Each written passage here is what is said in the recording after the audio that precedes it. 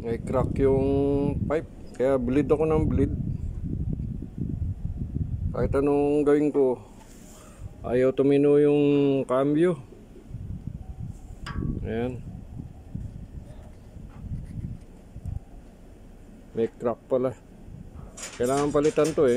Kung wala, gagawin natin ng paraan para makuha sa welding ng tanso. Pag ano siya, wala pa siyang leak, pero pag nagcambio, saka lumalabas yung saka nagkakalik. Eh, hindi po pwede to. Baka hindi pa nakakalayo, wala na, ubos na yung oil.